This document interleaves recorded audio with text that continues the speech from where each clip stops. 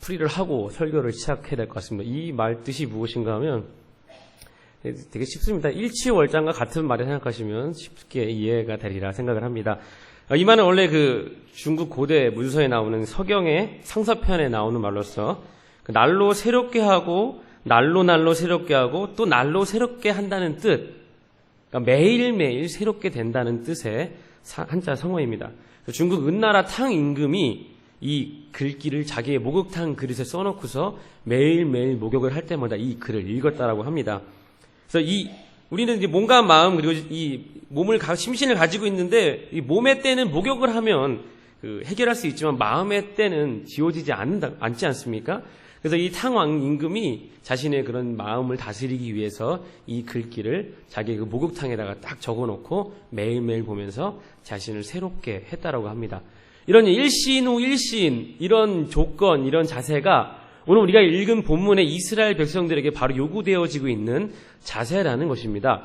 우리가 잘 알고 있는 것처럼 이스라엘 백성들은 출애굽을 통해서 하나님 앞에서 그 구원을 얻는 하나님의 백성이 되어지는 사건을 경험합니다.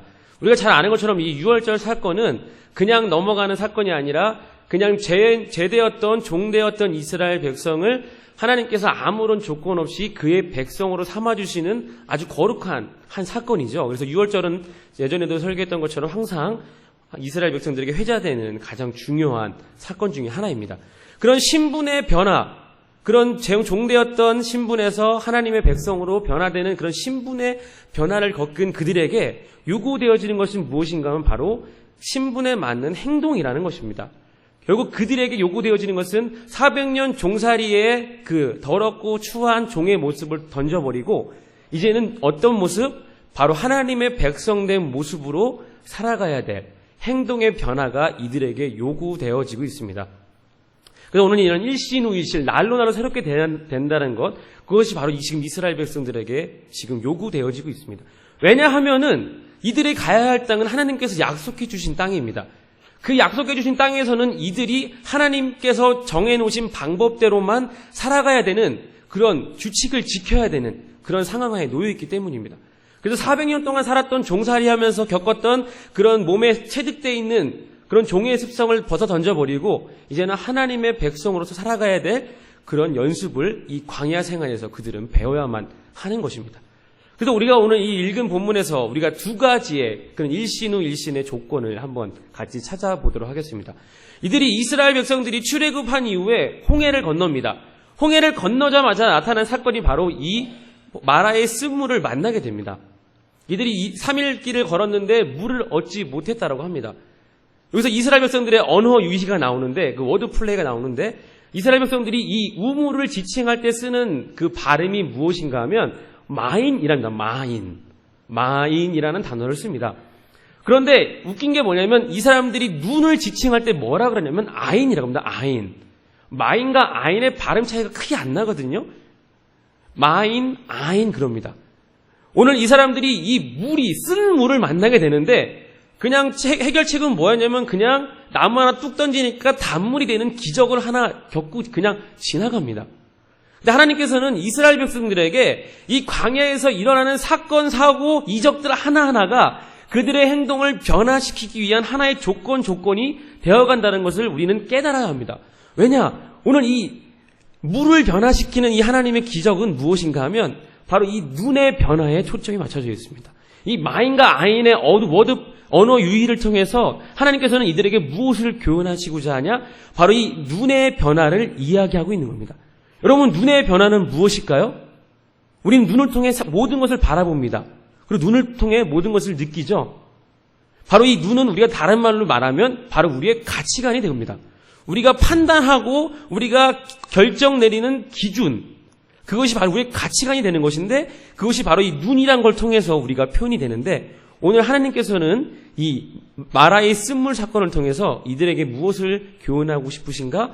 바로 너희들이 400년 동안 이스라엘에서 종되면서 살았던 그런 썩어빠진 가치관을 벗어버리고 이제 하나님의 가치관으로 변화를 하라는 것입니다. 그냥 우리가 이 출애굽에서 나타나는 광야 생활에 나타나는 이 사건 사고들은 이렇게 영적으로 우리에게 큰 의미가 있는데 이것을 자세히 살펴보지 않으면 우리가 찾을 수가 없게 됩니다. 그래서 이 눈의 변화, 쓴 눈이 변해서 단 눈이 돼야 한다는 것입니다. 누가 그런 변화를 일으켜줄까요? 바로 하나님의 능력으로 그런 변화가 일어나는 것입니다. 오늘 이 출애굽기 우리 읽은 15장에서 이 쓴물의 변화는 바로 이스라엘 백성들에게 바로 그것을 교훈하고자 언어의 유의를 통해서 이 하나님께서 이들에게 교훈을 주고 계시는 겁니다. 그다음은 두 번째 조건이 남아 있습니다. 공교롭게도 이 마라의 쓴물과 우리가 읽은 그 다음 이적은 뭐죠? 뭐를 주십니까? 하나님께서? 뭐를 주시죠? 메추라기요? 메추라기 주시기 전에 뭘 주셨죠? 만나를 주십니다. 만나는 이 성경에도 뜻이 나와 있지만 여러분 성경에서 이 만나의 뜻이 무엇인지 아시죠? 준이가 이렇게 표현을 했습니다. 준이 목소리를 잘 흉내내면 What is this? 이럽니다. 준이가. 이것이 무엇이냐라는 것입니다.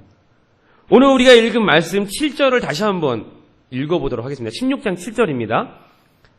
우리 다시 한번 같이 읽겠습니다. 출애굽기 16장 7절 말씀 시작.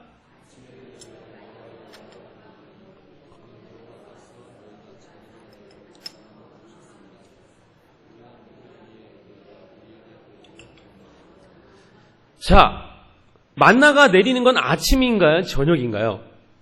아침입니다. 근데 오늘 아침에 만나가 내리는데 오늘 7절에서 뭐라고 합니까? 너희가 무엇을 본다라고 하죠? 여호와의 영광을 본다라고 합니다.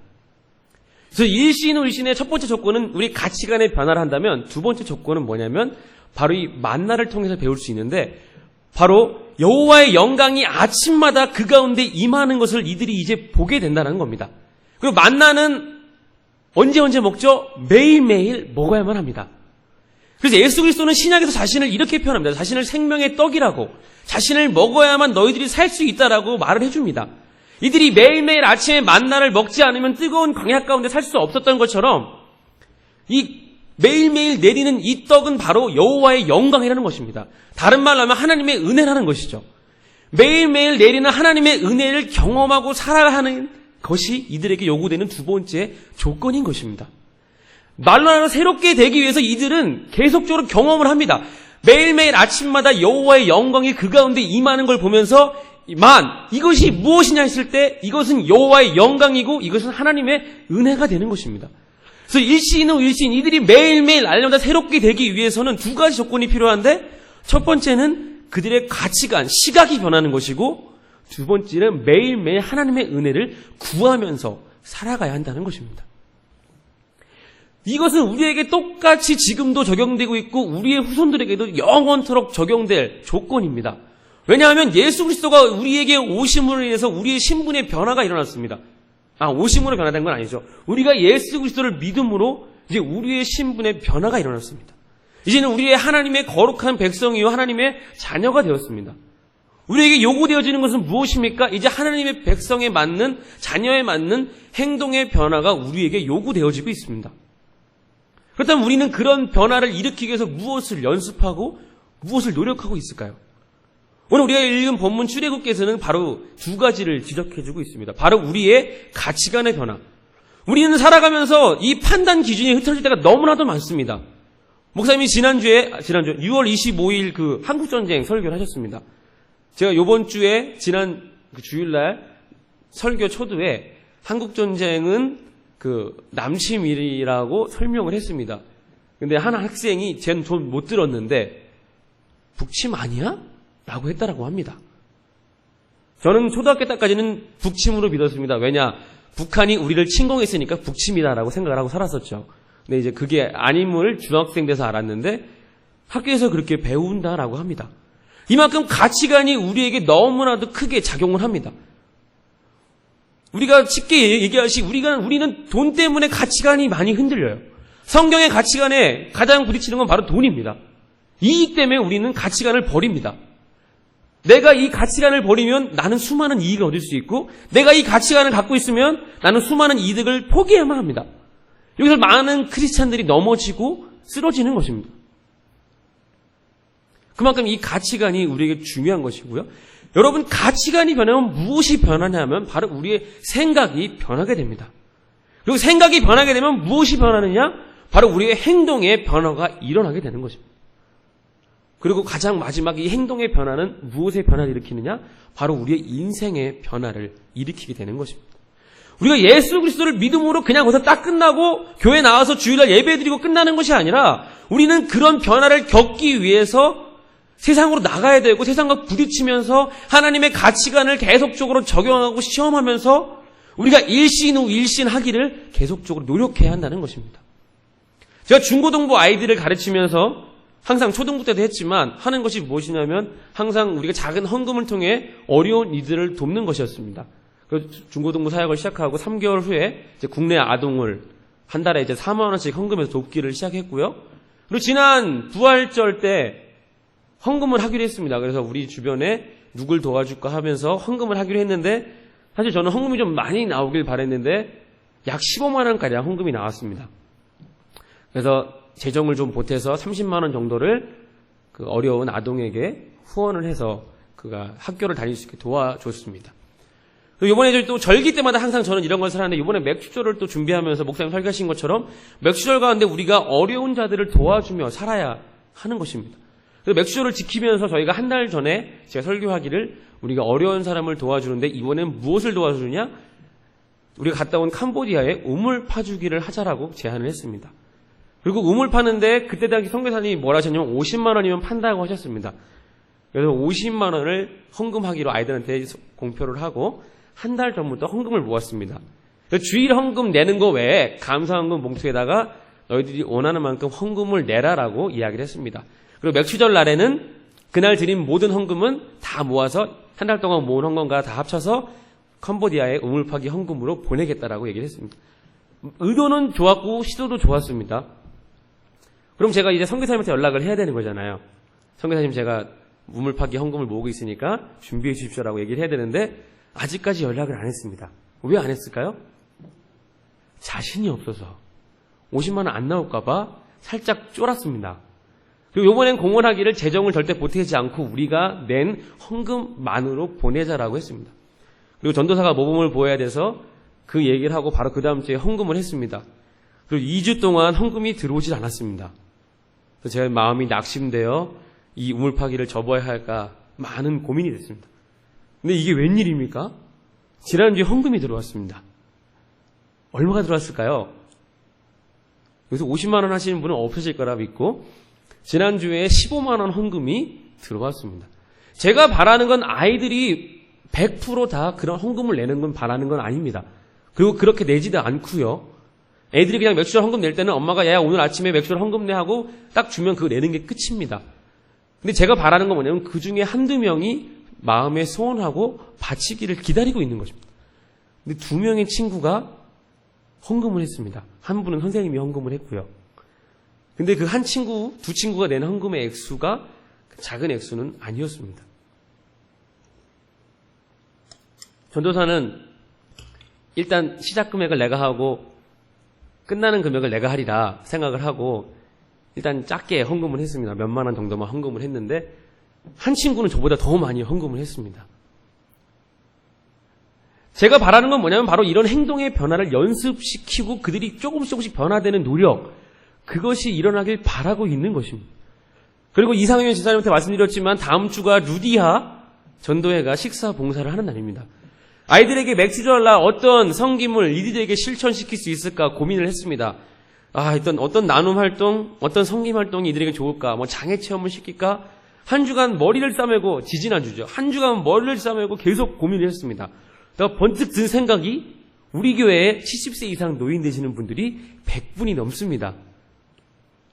좋은 현상입니다.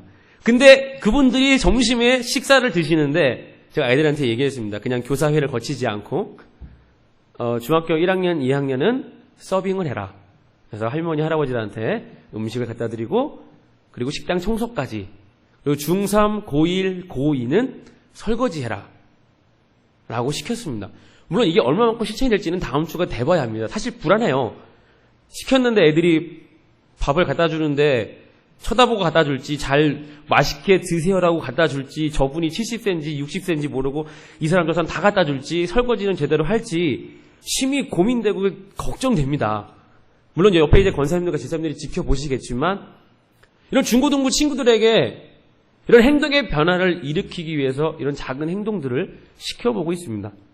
저는 아이들한테 항상 얘기합니다. 너희들이 한 사람이 한 사람을 도울 때까지 난 끝까지 이 일을 하겠다라고 하는데, 물론 아이들이 얼마만큼의 열매를 맺을지 모르겠지만 아이들의 그런 가치관의 변화 또한 행동의 변화가 일으키기 위해서 그런 말씀의 은혜를 구하는 것, 또 가장 중요한 건 뭐냐면 바로 이런 조건들을 연습하는 것입니다.